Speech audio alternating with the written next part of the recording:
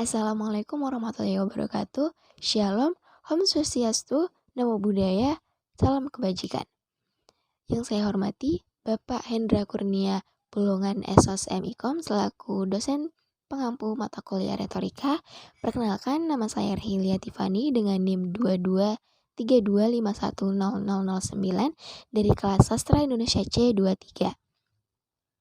Nah, pada kesempatan ini saya akan berpidato singkat mengenai dunia pendidikan. Jadi saya akan membahas satu tema penting dalam pendidikan, yaitu bahasa isyarat. Nah, bahasa isyarat ini merupakan sebuah alat komunikasi yang digunakan oleh seseorang yang berkebutuhan khusus seperti tunarungu ataupun tunawicara dalam berkomunikasi antara satu sama lain. Nah, tapi bahasa isyarat itu tidak hanya menjadi sebuah alat komunikasi saja, tetapi juga sudah menjadi bagian dari keberagaman budaya dan identitas komunitas tunarungu. Nah, bahasa isyarat ini penting untuk diajarkan dalam dunia pendidikan, karena di beberapa sekolah yang saya temui, mereka mengintegrasikan bahasa isyarat ini ke dalam kurikulum kemerdekaan. Maksud saya kurikulum pendidikan. Karena di sekolah tersebut terdapat beberapa siswa maupun siswi yang memiliki kebutuhan khusus. Nah, bahasa isyarat ini, kenapa bahasa isyarat ini penting untuk diterapkan ataupun diintegrasikan ke dalam kurikulum pendidikan?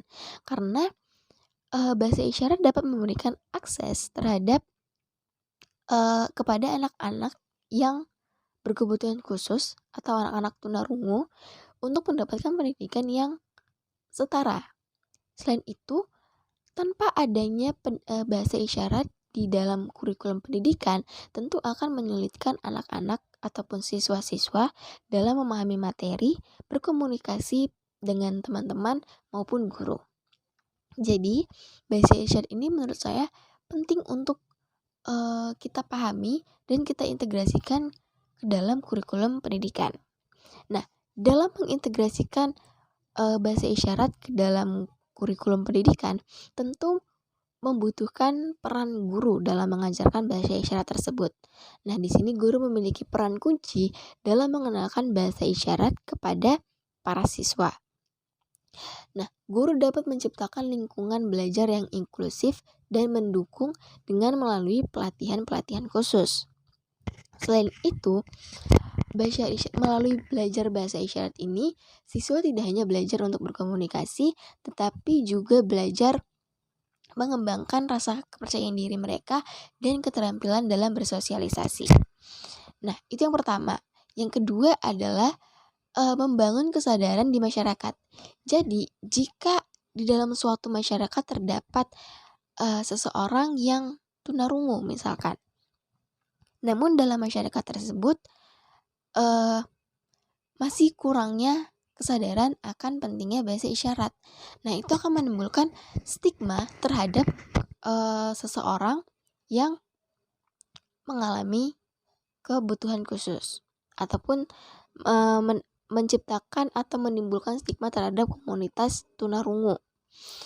Makanya perlu diadakan kegiatan sosialisasi dan pelatihan bagi masyarakat agar dapat nantinya membantu mengurangi stigma tersebut. Nah, dengan begitu kita dapat menciptakan masyarakat yang lebih inklusif dan menghargai keberagaman. Nah, sebagai penutup saudara, dengan melakukan ini kita tidak hanya membantu anak-anak tunarungu untuk belajar, tetapi juga memperkaya pengalaman bagi semua siswa. Jadi kita tidak hanya belajar tentang bahasa Inggris, bahasa